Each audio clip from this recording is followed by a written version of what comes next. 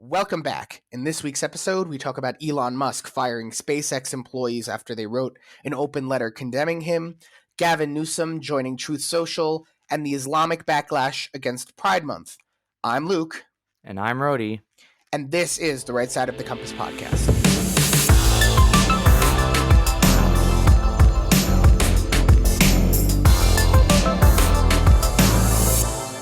So, Rhodey, how was your weekend? My weekend was very relaxing. I just chilled at home, hung out with some friends, and, read a little bit. Yeah, that's good. Always fun. You? I actually had a very nice weekend. I went out for both my Shabbat meals, and I celebrated my birthday. So that was good. All right. Happy birthday. Thank you. I'm getting too old for this. I need to stop aging. I don't know. At what point can you start using that line? I've used it for the past 7 years. I've always felt too old. I'm never like... I'm an old soul, so I'm allowed to. Exactly. I identify as someone who's old. Yeah. I'm ready to retire already. Yeah. My pronouns are curmudgeon and very, very old. And if you disrespect my pronoun... What? Altacocker? Exactly. And if you disrespect my pronouns, I will get very triggered and I will sue you for reparations. So don't try me, boy. Get off the sidewalk with that skateboard. Get off my lawn. No, that's more like redneck. I'm talking about get off the sidewalk with your damn skateboard, you damn kids. That's me. So yeah, well, that's how it is. Anyways, so I want to let you know, dear listener, that we love providing great content to you. However, in order to expand our ability to provide better content to you, we need your help. Please like the video, share it with your friends, and smash that subscribe button. In addition, you could also hit the bell to be notified whenever there's a new episode. If you don't like YouTube, we're also available on platforms such as Spotify, Google, Apple, anywhere you can listen to podcasts. If you want to reach out to us, you're more than welcome to do so by sliding into our DMs at the Right Side of the Compass on Instagram or by commenting on the video on YouTube. But either way, we're here. We're listening. We put in a lot of effort into this episode, so we hope you enjoy. Anyways, let's get to the first topic today, because we are talking about a lot of interesting things, and I think it's going to be a bit of a different episode. So the topic we have today, well, the first one is Elon Musk wields institutional power. As you may or may not know, Elon Musk is the CEO of around 1 billion companies. So as such, he has a lot of... 3. No, I think it was 5, no? Before Twitter. 5. It was like SpaceX. Well, first of all, he didn't buy Twitter yet. He didn't. SpaceX, no, I'm saying before. He's SpaceX, Tesla, and there's like 3 other companies. Boring Company. Oh, yeah. And there's like 2 others. And then, I mean, if Twitter is successful, then, Twitter, but... How many... I'm going to look up how many companies does Elon Musk own? Unless Tesla bought a lot of companies. Neuralink. There's also Neuralink. Oh, okay, yeah. That's the internet one. Yeah. So, okay. Wait, hold on a minute. So it seems here... Oh, so he has 4 companies. Twitter will be his 5th if he buys it. But that doesn't look like that's going to happen. But so he has the Boring Company, he's got SpaceX, Tesla, and Neuralink. And then, perhaps he may buy Twitter, perhaps he may buy TikTok. We don't know. We'll see what happens there. We'll see what happens. But oh man, if Elon Musk buys TikTok, just please delete it. Please delete TikTok. we don't need TikTok, Elon Musk. Well, he also said he wants to buy Coke, like Coca-Cola, so he can put the Coke back in the ingredients. That would be incredible. I would go back to drinking soda if he did that. That would be incredible. So anyways, Elon Musk is being the based meme king now that Donald Trump is off of Twitter. And so in response to this, some SpaceX employees decided to write an open letter saying that Elon Musk's behavior is embarrassing and a distraction to the company. And so, this is very interesting. We've seen that Netflix kind of grew a spine against some of the woke employees, and they basically Netflix said, like, oh, if you want to be woke, you're more than welcome to do so, but you don't have to work here, right? But SpaceX essentially just fired these people. They didn't even give them an option to like turn like to steer like to turn around or to kind of realize like, oh hey, this is our boss, right? They just like fired the people. And so now Elon Musk is getting flack for being anti-free speech. But before we talk about that, I want to say that the SpaceX president, what's her name? I don't remember her name. Her name is, let's just Yeah, but double how do you know it was Elon Musk that made that decision? Like No, like, you because don't need to be the CEO to fire someone. The managers can do it, like, can make that decision. no, so was SpaceX president, I hope I'm pronouncing this correctly, but I know I'm not. Gwynne Shotwell. But I assume that she speaks to Elon Musk and that Elon Musk probably said something. I have no idea. Well, listen, this is my conjecture. Who knows? But I assume Elon Musk at least said something because Elon Musk seems to be very like on top of his companies. It's his policy that they don't unionize at SpaceX. Or, like, And involved, you mean? yeah, he's involved. From what I gather, he's very involved in his companies. Even if he's not managing the day to day, he's still like, well, this is what you got to do, and this is how you run things, and like he gives his people room to move, but he's not just like counting dollars. He's very busy. Yeah. Yeah. So So I assume that this was a decision that he was also involved in.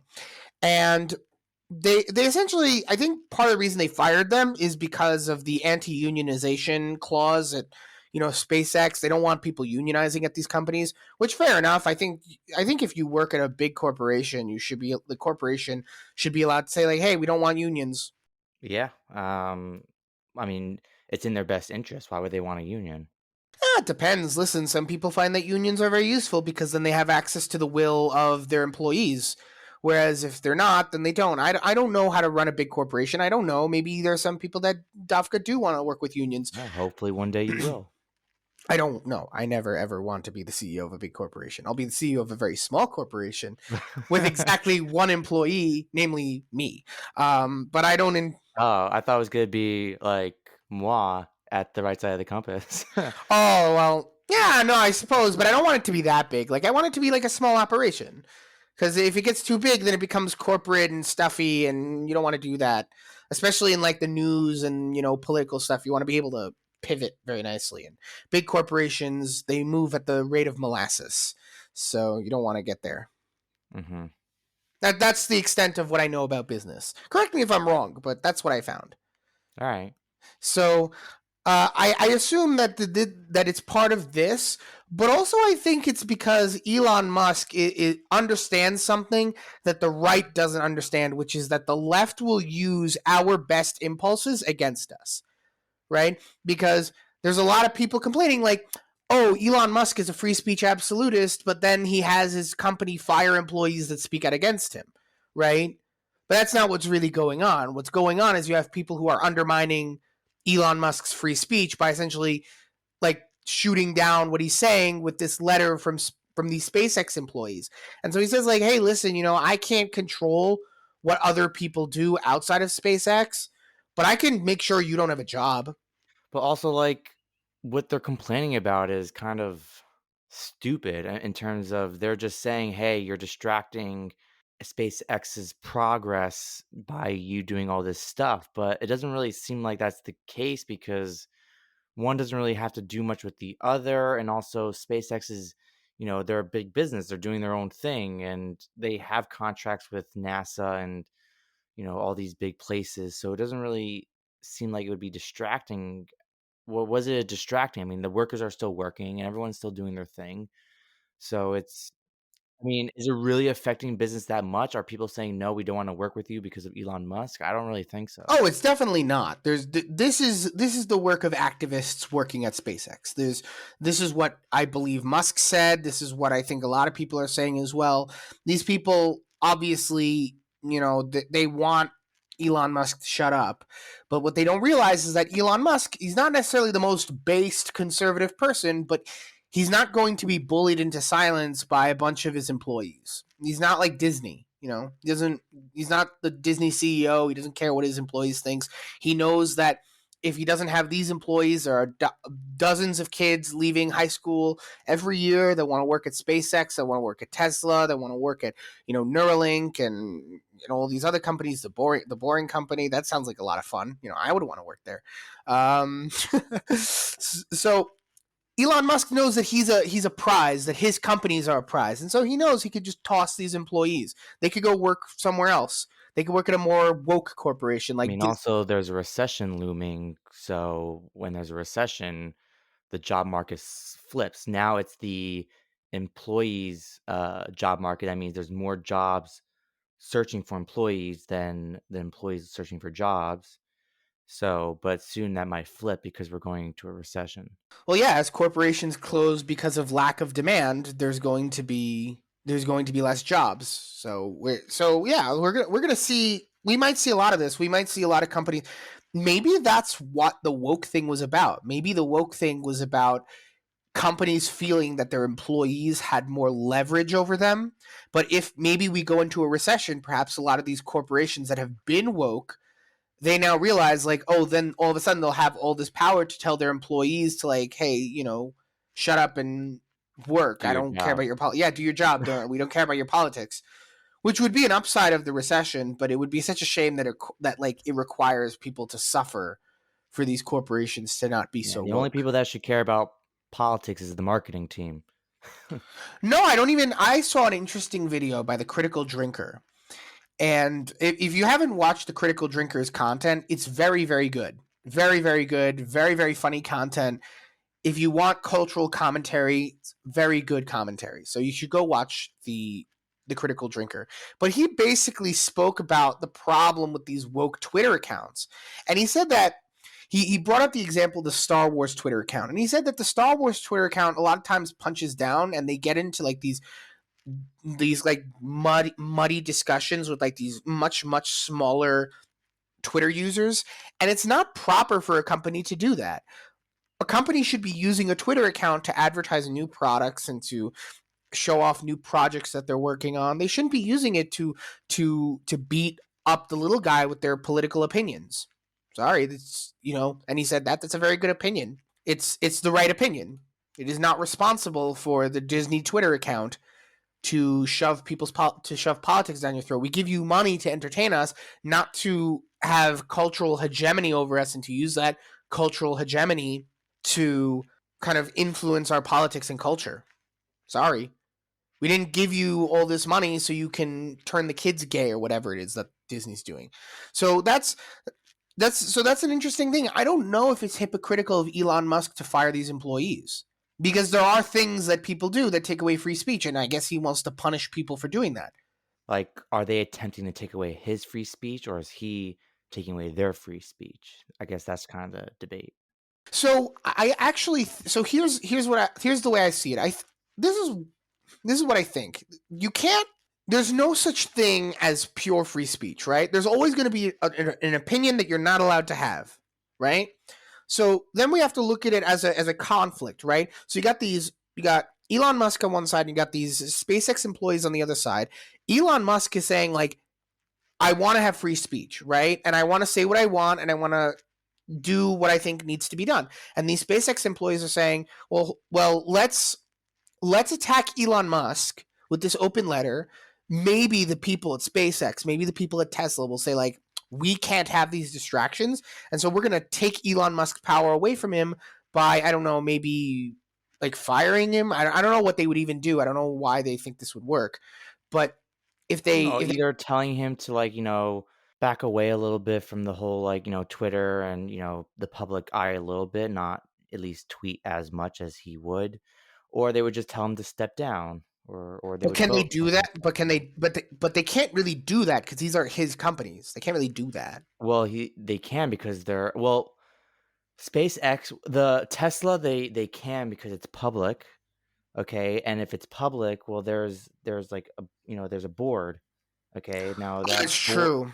so the That's true. board can vote. The investors can vote. If there's a majority vote, they can vote for him because the CEO is not just a title for the person with most shares. It's an actual position. So, they can like Elon Musk can still have his shares in the company. He just won't have that position. Is it smart for them to get rid of him? Probably not, and they probably won't do it. No, I don't But think they will because Elon Musk happens to be a very competent CEO as far as CEOs go. yeah, He also happens to have a lot of cultural pull. He has a lot of cultural currency. He's very popular, and everything that he touches becomes a meme, which is actually very good for companies because then, yeah, people become interested, they invest. Like, and we'll talk about this like in the next topic as well, but if you're a company with a lot of cultural buying power, your stock goes up, not because maybe the company isn't doing so well, but at the very least people are like, oh, I want to own a share of Tesla, I want to own a share of like Disney, I want to own it, like there are certain stocks that people don't own because they think it's going to do well. just They just like want to it. say, no, they just like it. Like I own, like full disclosure, I own a piece of Nintendo stock. I don't know if Nintendo's going to do well. I don't really care. I just really like Nintendo. So I'm like, I want to own some Nintendo stock. So I bought some Nintendo stock. Yeah. So, in terms of his other companies like SpaceX and the Boring Company, those are private. I mean, look, he probably has investors in those, and I don't really know the whole politics when it comes to private. So maybe they might be able to vote him out. I don't really know, but it's probably very different than public. Yeah, but Mm. regardless, I think that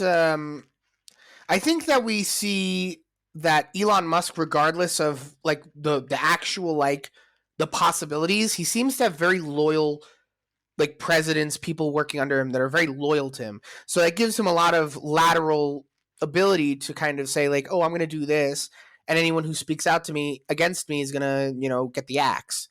And that's a lot of power to have. And I think it's good for him to use it, honestly, because if the So, left had the power to fire Elon Musk, they would. We see that they're trying to use it. yeah. So, what do you think the pros and cons of wielding this kind of power is? So, like, I think it's more about.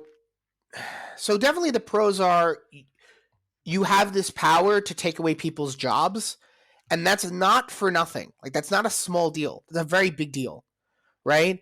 And that's how the left has all this power because they have the power to take away your job, take away your kids, take away your family, take away your like rights.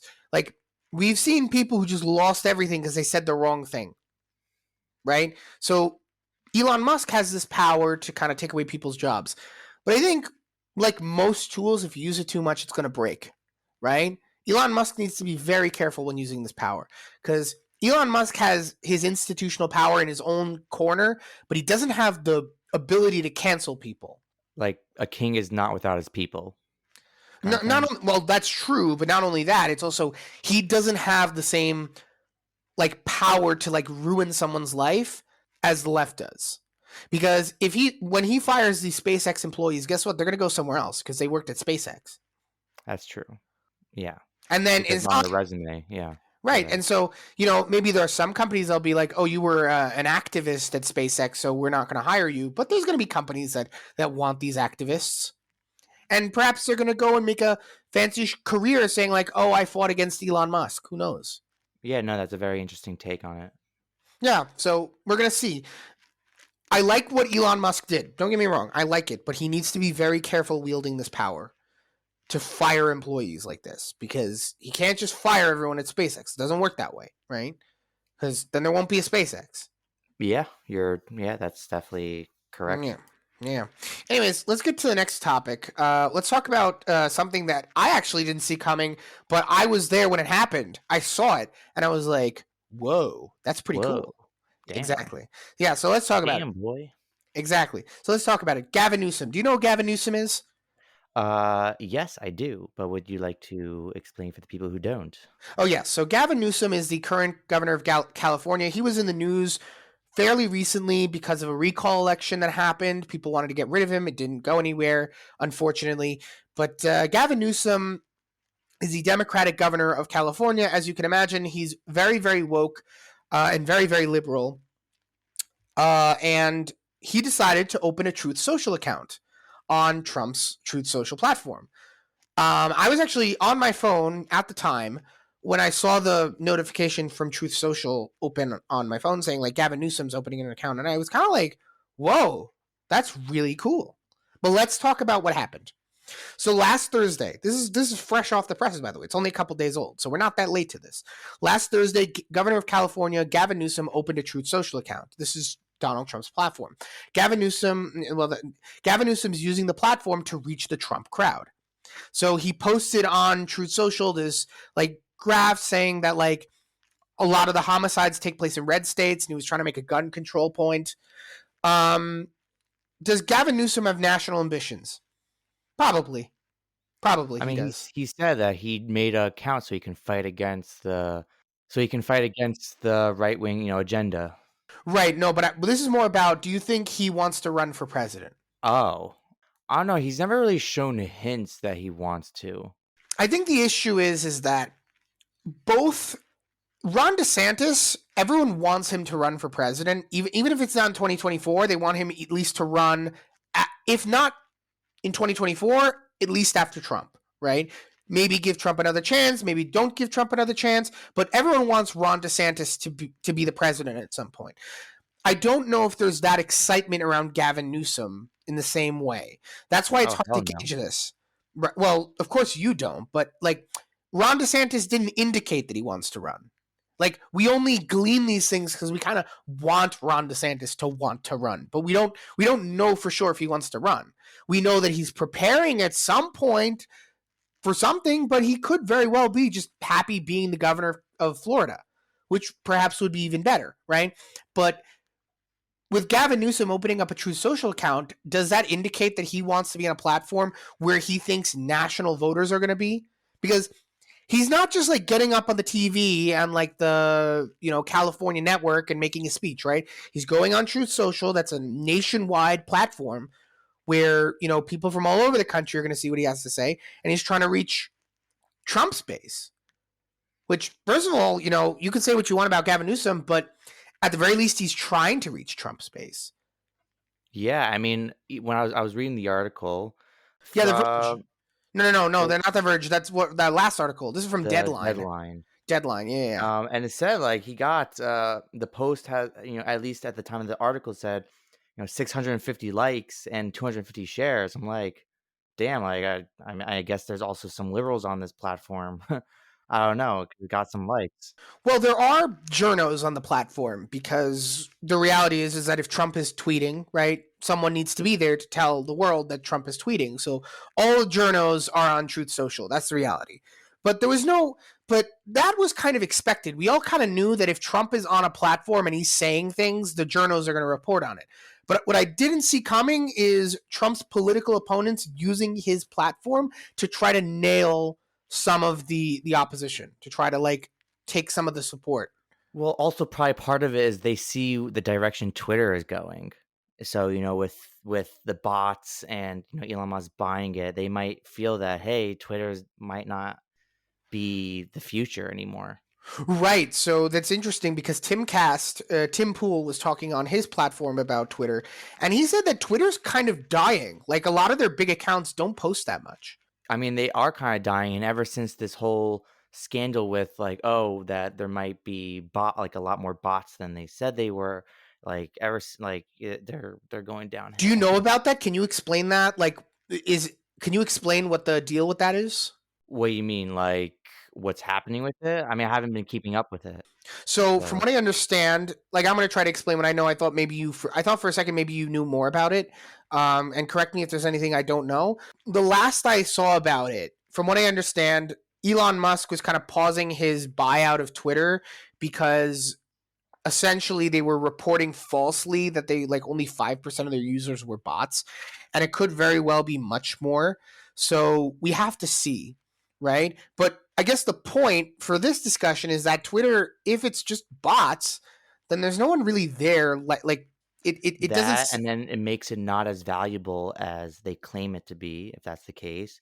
And then also that says to their advertisers that they've been, I wouldn't say scamming them, but they've been falsing advertising them like, oh well, you're actually getting this many views for your advertisements, but you're not actually, because most of those views are bots. So right. Because like I just don't like see like how many people are actually following CNN. Like how many of CNN's followers on Twitter are actually like real people and how many of them are bots. I can't imagine that many of them are actual people. But you know what? But it's interesting because Truth Social, I signed up for Truth Social, and Truth Social, they require verification, not necessarily of your ID, but you need to have like a phone number and an email address. So it's not like you just open up an email address for 5 seconds and you have a Truth Social account. Like you need to have a real phone number. Which is probably good because they want to make sure you're a real person. Yeah, that's that, and a lot of these new like alternative Twitters, like I call them the alternative Twitters. So you got like Parler, Getter, Truth Social, things like that. All these platforms, they typically require a little bit more verification. So like they're not as big platforms, but I feel like unless Twitter gets some sort of verification method, which will then have like the verification plus the just the social brand name recognition, eventually these new platforms will have more leverage for advertisers because the advertisers know they're reaching real people. Yeah, you're right. Yeah. So we kind of missed the national ambitions thing, but I think Gavin Newsom may want to be running for president. If not in 2024, but that could very well be a thing because it's just who is running for president at the Democrats. It could very well end up being Gavin Newsom. So we have to keep our eyes on that. So the next question, of course, is will Newsom's message resonate with the Trump space? I don't. Probably not. No, so that's the thing. Like, as much as I respect Newsom going out and trying to reach Trump, the Trump base, the problem is that Truth Social, there is no like people trying to get people to follow the message or whatever it is. So Newsom is going to go and he's going to actually have to make an argument to these people. And I don't know if he can do that. It doesn't hurt to try. No, I'm not. Listen, Gesundheit, hey, he should go try, but I'm not. I think the problem with it is that it's not just about saying free speech and, you know, approaching the other side. It's about thinking what they're going to, it's about debate club. It's not a debate club. Have you ever done debate team? Debate club. You make it sound like Fight Club. We don't talk about Fight Club. We don't talk about Fight Club. Stop talking about Fight Club. Talk about Debate Club then. We could talk about Debate Club. We can't talk about Fight Club. Anyways, but if you've ever been on a debate team, you'll know that part of preparation for a debate, right? It's not just presenting your argument. It's about trying to anticipate what your opponent is going to say and having what to say about that. I don't know if Gavin Newsom knows that. Or maybe he does, but I don't know if he's going to be able to do that. What he's probably going to do, what he did, is he's probably going to say a couple talking points, hope that someone doesn't double check this stuff, doesn't check the numbers, doesn't check his work. And it's like, oh, look, all the Republican states have more shootings, so therefore gun control, right? Like, that's what I think he's hoping to do. And it's not really, like, I don't think it's going to work. Because there's going to be other people that are going to be like, oh, Gavin Newsom's wrong because ABC. And then I don't know if Gavin Newsom's going to be able to, like, counter that, you know. But who knows? Maybe he will succeed. So, and, you know, like, I don't want him to succeed, but, you know, like, good on him for trying, you know. And one last question, is this the beginning of Truth Social's success? I think this very well might be the reason it succeeds. It won't be because of the journos. The journos are going to be wherever Trump is opening his mouth. But Gavin Newsom being on Truth Social and trying to win over Trump supporters, that's gonna make Truth Social a very important thing over the next. That because then other people are probably going to follow. Exactly, because it's not going to be then just Gavin Newsom. It's going to be Nancy Pelosi. It's going to be I don't know, the White House. It might even be Joe Biden. Do you think Joe Biden will? Yeah, that would be insane. Think about that. Like Joe Biden talks about Trump like he's a devil and then goes on his platform because he wants some extra votes. Like that would be nuts. And they censor him. No, I don't think that. But that's the thing. I don't think he will be censored. That's what. No, I don't think he'll be censored too. I was just making a joke. Right, yeah. But that's the thing. Like that's honestly the smartest move for them. Like show that they know how to like approach an argument and maybe they'll get some votes.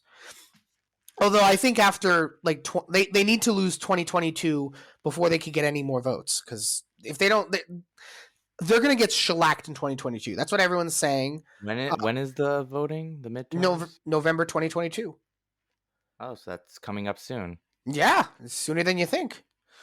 So once the summer's over, around Thanksgiving time, a little before Thanksgiving, we're going to be seeing our midterms, and we may have our Republican House and Senate. We don't know, but fingers crossed. Anyways, but that's topic number 2, and now let's talk about topic number 3. Topic number 3 is a little bit different, but I think it's a good topic to talk about. Let's talk about Pride Month and Islam. All right, it's a kind of weird mix. Yeah, because listen, I'm not a anyone who knows me in real life knows that I'm not a big fan of Islam. But one thing that I will never say about Islam is that it's gay. I will never say that, and there's a very good reason for that. It's because a lot You'll of this. call straight couples gay, but you won't call Islam gay. Oh no! Anyone who knows me knows there's nothing gayer than a heterosexual couple madly in love and showing it to everyone. That's very gay. But no, that's that's the gayest thing. Like seeing like a heterosexual couple like being mushy in public. That's so gay. But Islam is not gay. Being gay is haram. And as we know in the Quran, we follow the Quran on this podcast. We don't do haram things. We only do halal things. And do you know what haram and halal is? I don't know. I'm assuming means like, what you're allowed to do, what you're not allowed to do. Yeah, so halal means permitted. Correct me if I'm wrong. To any of the Muslims listening, halal means permitted and haram means forbidden. It's like in Hebrew, like, Mutar and asur. Yeah. Yeah, but the difference is they use halal to also refer to like halal food, but kasher means more like fit. So like something is fit for consumption, something's fit for use, right? It's not like permitted. Permitted is more like mutar. But enough with the Hebrew and Arabic lesson. Let's talk about Pride Month and Islam, because this is a big topic, and I think this is a big sticking point for the libs, and they need to understand this. Right now, we're in the holy month of Pride. This is in the liberal pantheon. This is the most important month of the year, Pride Month. And as Pride Month rages on, Muslims worldwide are expressing their distaste for all things gay. So we see that in Tel Aviv, there were some Arabs taking down pride flags, which, hello, base department. So, yeah, no one was talking about it because it wasn't like radical Israeli settlers doing that. It was Arabs in Tel Aviv. Yeah, this was so it was technically in Yaffo, but Tel Aviv and Yaffo is the same city. They are, but Yaffo tends to be more Islamic, no? I think Yaffo is the old part of the city. Like, like there's New Jerusalem and Old Jerusalem, so Yaffo is like old Tel Aviv. Like it was the Tel Aviv that was there before Tel Aviv. Yeah. So there's video footage. Unfortunately we can't show it because we're an audio podcast. But I saw a video of Arabs taking down pride flags in Tel Aviv, which was kind of insane. And then in Toronto, this is actually, I want to talk about this one. In Toronto, University mural portrayed 2 Muslim women kissing, and they were Muslim because they had the hijabs on, and that got backlash from the Islamic community, as you can imagine. So I want to talk about this aspect of cultural like appropriation and kind of how do I even explain this? Like imposing Islamic views on other people. You mean it's the opposite. Yeah, right. The opposite. Like imposing these very liberal beliefs on Muslims, and when Muslims say that this is not their religion, this is not the way they view the world, they kind of just brush it off. They're like Muslims are very important to the liberals until they're not, right? Until the Muslims say the thing that they don't want, which is, hey, I'm not really down with the pride thing. It's kind of haram where I come from. We throw these people off of roofs, I mean, I see what they're trying to do. They're trying to show diversity in, pride, which I'm sure there are Islam people that are homosexual, just as there are Jews that are homosexual, but you still wouldn't want it to be advertised. And also, like, you still wouldn't want to see a mural of, maybe 2 Jews kissing. I don't know, because in terms of the religion aspect, they know themselves that it's against the religion, and the people who are homosexual, I'm not saying all, but some of them or majority of them tend to be more secular. Right. So there's several things that we need to unpack with what you just said, because I think we need to differentiate between Judaism as a religion and as a culture and as a people, like that whole mess, and then Islam, right? Because Judaism is not just a religion. You can be a person who says, I don't believe in a word of Judaism, but I still identify as a Jewish person because my parents are Jewish, and I grew up eating matzo ball soup, and I grew up in synagogue, and I'm not, like, ethnically I'm Jewish. Well, my parents were Jewish, and so you're Jewish ethnically, culturally, even if you don't necessarily buy into the religion. Which, I'm a religious Jew, full disclosure, so I'm not happy seeing that. But at the same time, that is a valid, like, that's a valid identity, right? But when it comes to Islam, Islam's purely faith-based. It's a doctrinal religion. There is no Islamic people beyond anyone who believes in the Quran and the Shahada and all that stuff. So if you don't believe that there's no God but Allah and Muhammad is his prophet, then you're not a Muslim, right? So having these two hijabi women on this mural making out, which not just a problem because of lesbian stuff, it also happens to be an issue because they just don't believe in PDAs in Islam. Like, they're not bananas about that. So having these two, like, it's not considered modest, right? Yeah, that's correct also, yeah. Right. So having these women being, like, behaving in this manner, and then not only behaving in this manner, but behaving in this manner publicly, it offends the sensibilities of observant Muslims who are like, well, that's not what our culture teaches. But also, like, I think it would be different if, let's say, you saw, like, two Jewish people, like two people who happen to be Jewish making out, versus like two men with yarmulkes and the fringes making out, because then it becomes a religious discussion, right? Like, is it appropriate for, like, religious people to be doing that if they so-called believe in Judaism, right? Whereas I don't necessarily begrudge anyone who just happens to be Jewish but doesn't follow the religion to, like, behave any way they want. Like, obviously I don't condone it, but at the very least, like, I understand why they would do that. Yeah, no, you're right, because obviously if they believe in the religion, then they probably wouldn't be doing that stuff. I mean, look, actually, I take that back because I do know people who are religious who are homosexual, but, the majority isn't like that. In Judaism, that's also a lot more accepted because there's a lot more liberal strains of Judaism, like Big C Yes, conservative Judaism, Reform Judaism, Reconstructionist Judaism, none of which I condone, but those exist, right? Liberal Islamic doctrine is few and far between. There are very, very few people who subscribe to those. also, like, this is in Toronto. You're not gonna like, which you can see that happening. You're not gonna see this stuff, in Middle Eastern countries. Wait, when you see this stuff, what do you mean by this stuff? The murals with the, women wearing the hijabs, making out.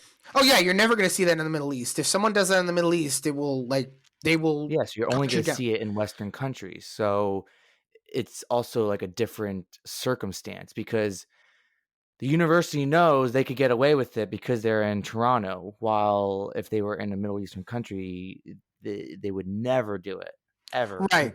Right. So it's interesting. And by the way, full disclosure, I'm not saying this because I want Muslims to start voting for Republicans. It's not what I'm trying to get at here. I just want to make the point that a lot of Democrats or liberal types, they think that Republicans are very kind of closed-minded, and they're very parochial and they don't tolerate other people, whatever. But the reality is that the left only tolerates people insofar as they behave in the way that the left wants them to, right? So a lot of, like, conservative Christians, and by the way, I'm not a conservative Christian, I'm an Orthodox Jew. I'm looking at this issue the same way, which is to say that I happen not to like Islam, but I understand why Muslims would be offended by this. And I understand why maybe not trying to shove your beliefs down the Muslims' throats, that's probably for the best. Yeah, because if you're a secular person, yeah, and you're trying to promote pride, who are you to tell, like, you're not part of the faith, so who are you to tell, us what we should and shouldn't do? Right, but that's the thing about pride, because it is another religion. They just don't want to admit it, right? It has that's the thing about pride, right? Because pride is like this alternative religion. but they don't admit it. So then they get to go and start proselytizing and telling people about the gospel, essentially, the gospel of their faith, but no one calls it that and no one treats it as such, right? But the Muslims actually, to their credit, they recognize this stuff. This is another religion and they're behaving like it. So then the question becomes, I'm not a Christian. I can't speak for Protestants or Catholics or evangelicals or whatever it is, right? I can't speak for them, but I can speak for Jews, right? I don't, and when I say speak for Jews, I don't mean that my opinion is somehow like better than anyone else's opinion, but more like this is my community, so maybe I have what to say about it. Perhaps the Orthodox Jewish community should be a little bit more like the Islamic community in this regard, where we should recognize that these things are a foreign religion, and we should treat it as such, and not try to be looking for ways to integrate it into our religion. Yeah, it's interesting because I saw during when Roe v. Wade was in danger of being overturned, or it still is, I suppose, but when that announcement was made, one of the rabbinical schools, the so-called open Orthodox one, what's the name of that school? Chovevei Torah, right? That's in Riverdale. They went and they went all the way to Washington, D.C. to let everyone know that Judaism is pro-abortion. Despite the fact that that's not really true. If you look at the sources seem to say they seem to be on par with Catholic doctrine, just not in the same like language, but practically speaking, it should look the same way. If not exactly the same, practically the same way. Do you understand what I'm saying? Yeah, no, I understand what you're saying. Yeah, there is a point in the birth where we don't even save the mother's life. Like once the baby is starting to leave the womb, the mother's life can be forfeit at that point. At that point, we don't even because a lot of people would be like, oh, Judaism values the life of the mother. And yes, that is true. But number one, I've heard that most mainstream Christians also kind of believe that. But also there is a point in the pregnancy where we don't believe that. Like, so if the mother is currently in labor and the baby's head is already out, like at that point, like the baby's alive, and we don't say like, oh, the mother's life is more important than the baby's. I mean, because if the baby's already out, then there's nothing to sacrifice. So if that's the case, then you'll try to save both. Right, but the argument in Jewish sources, this is going to get a bit esoteric, so just bear with me here. The argument in Jewish circles is that if the baby's in the mom's, womb, right? If the baby's in the womb, then if the pregnancy is causing the woman to go through like a danger, like to be in danger, then we consider it as if the baby's trying to kill the mother, and we use the principle of like if someone's trying to kill you, you kill them first, right? But once the baby's out, we don't treat it that way, which is kind of an interesting thing because even if the baby's currently being born, if the pregnancy itself is causing the mother to die, you might think like, oh, we might use the same principle, but that's just not the case. And that's how I learned it. Right. And there's a bunch of laws around it. Essentially, abortion is not the free for all that the libs want you to think it is in Judaism. It just really isn't. And I hate when people say that. It just really bothers me because even the more liberal opinions in Judaism about abortion, if they follow the sources, it's more like you go to the hospital and if the mother is very clearly insane, then maybe but we don't do it just because oh, the mom had a bad night one night. It's like, oops, the condom didn't work. It doesn't work that way. No, you laugh, but it's very, very sad that I have to sit there and explain there's no way that my religion that came from Sinai, right? There's no way that God would be like, oh yeah, but if you have a one night stand and you don't really want to have the baby, you could kill it. That's okay. Totally cool. No, that's just wrong. But there was also no concept of it also. What do you mean? Back then. Yes and no.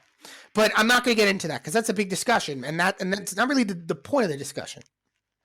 The point of the discussion is I see a lot of Orthodox people, maybe not the rabbis. I've never done a study on this. I've just seen it in my own life. I've seen a lot of Orthodox people try to bend Judaism to be more liberal, right? But in reality, perhaps we should have more of we should get that back condition that the Islamic community has, and we should start standing up for our religion and start saying oh, you want to impose liberalism on Judaism over my dead body, right? Yeah, but like you said, unfortunately, a lot of Jews just, are more liberal and on the forefront of it. Yeah, you're right. But I wish there was more activism in the Orthodox community trying to push back against the liberalism, trying to say like, hey, listen, what the Reform do and what the conservative. Putting aside whether, it's right or wrong, again, for the religion, because like for me, if they want to do it, they can do it. I'm not gonna stop them, but like I just don't think it should be advertised in like a mural in that way. No, that I And for definitely Islam agree. itself also. No, that I definitely agree. I think like the real, like, if I was Muslim, it would be the mural that would be the problem, right? Because like, yes, there would be obviously the issues in Islamic law about homosexuality and this that, but the thing that would really bother me is seeing the libs kind of use my religion to kind of push diversity, but they don't accept the fact that I don't like this. Like Yeah. they don't really respect me. They're just kind of like coming out and saying like, "Oh, see these Muslims, they're gay too," but the Muslims are not gay. They're respecting the minority, not the majority. What do you mean? Like how many, people who are Islamic are actually homosexual and actually believe in that? Probably very, very few, compared to the majority of the religion. Right. I think the religion is pretty And so, like, they conservative. think, like, "Hey, they're promoting pride," and, they look, part of it is, like, look, it's also a marketing, thing where it's like, "Oh, well, if we show a mural of all these different religions, all these different people, it's like, we'll make you feel safe if you come to this university," stuff like that, because we accept everyone.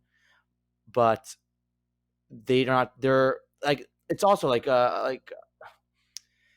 the whole thing about marketing about Pride Month, and these companies and these universities are trying to market to a audience that is not the majority. They want their business, or they want, because in the end of the day, it's a business university. They want people to come to their schools.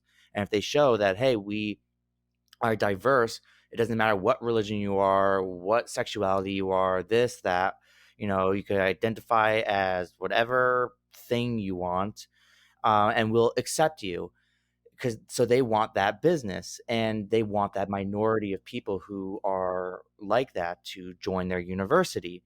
But they have to remember that, well, hey, there's a majority of people that you are not taking into account. Right, because that's the thing about liberalism. It doesn't respect other cultures. It pretends to respect other cultures. It only respects them insofar as those cultures are useful to liberalism. If liberalism can use Islam as a wedge against American society, it's happy to do so, but it won't then respect Islam's opinions on homosexuality, on sex before marriage, on relationships between men and women more broadly, like things like that. They won't respect that. They'll still be like very liberal about it. Like, did you?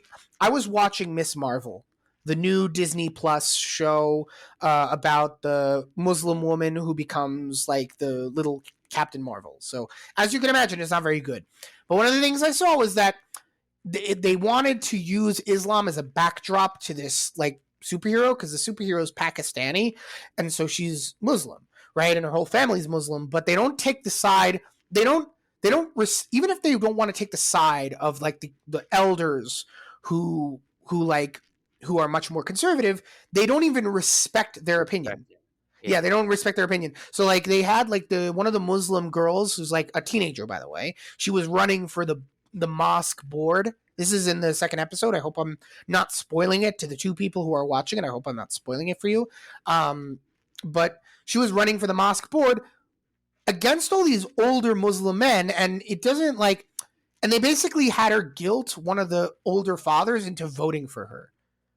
Like that's not that wouldn't happen in a real mosque. Like if a kid like that wanted to run the mosque, the older men would be like, "What are you doing? This is our mosque. You have to earn that. You have to earn the right to dictate things in the community. You're still in high school. Sit back down." And it doesn't even have to do with being a woman. It has to do with being a child. Yeah. So I mean, I don't know what goes into running a mosque. So Me neither. I'm not presuming that I do. I'm just saying that, like, if that were happen, if I were a Muslim man and I saw a teenage girl running to be like on the board of the mosque, I like would you're be just very starting upset. your life. Like, what the hell are you doing? You're not even out of high school. Relax. Relax. No, like, seriously, like, that's so Go hang disrespectful. out with your friends. You know, sir, yes, go hang out with your friends. It's so, and they portray the Muslim community as like this closed off, like, you know, they don't show the other side of having a more insular community, which is that you have more control over your kids, you have tighter knit families. They don't really, in my opinion, the Disney Plus show, Miss Marvel, doesn't give Islamic culture the credit it deserves. It treats it very much as, we see that there's this culture of brown people. We like brown people, but the brown people are not sufficiently They're liberal. wrong. The brown people are wrong. So we're going to tell the brown people that they're not allowed to not want their kids to do certain things. Yeah. That's what it Yes. sounds like. Yeah, so I watched it. I don't expect you to watch it. I don't expect you to punish yourself. But that's what I noticed, and I think a lot of people are going to see that. I think a lot of the Muslim. I think even saw an article where Miss Marvel was being panned by Muslims for not respecting their culture, and I just wish the Orthodox Jewish community had just a fraction of this backbone, a fraction. So I don't even want to go and get involved in the politics as an Sometimes they Orthodox. do. I mean, just sorry to cut in, but like, sorry, sometimes they do, but I feel like for like the wrong things, They or no, things are not as important as it should be. but I think like the social issues are more important than the financial issues, in my opinion. Like, I don't want to see, like, if I had to choose, I would prefer the Orthodox community get involved in making sure that, like, New York is not covered in rainbow flags all the time. Like, it doesn't need to be. I'm sorry. There's like, how many Jews live in Brooklyn? Why is that place covered in, like, I'm sorry, and they're not like liberal Jews. Like, the most conservative, retrograde forces in all of Judaism live in Brooklyn, right? So why are there pride flags everywhere? I don't know. Right. So that's what I'm saying. Like, I like, listen, for every one rabbi who like says his piece, there's a bunch more who either shut up or even, God forbid, agree with these people. And I just wish maybe we should, like, listen, my personal opinion is that if Islam were relegated to the moon, I would still be a bit concerned. But at the very least, like, let's borrow some of that Islamic backbone, because I think they know what they're doing over there in the Ummah, as it were. Anyways, so I think that's all we have to say. We could talk about this topic for hours, but like, there's just not enough time, unfortunately. So with that in mind, I think it's time to end the show for today. So Yeah, so that's our show. Thank you for joining us this week. You can follow us on Instagram, YouTube, Facebook, and you can listen to all of our recordings on all your favorite podcast platforms. Make sure to like, follow, subscribe, share it with your friends, and we look forward to seeing you next time.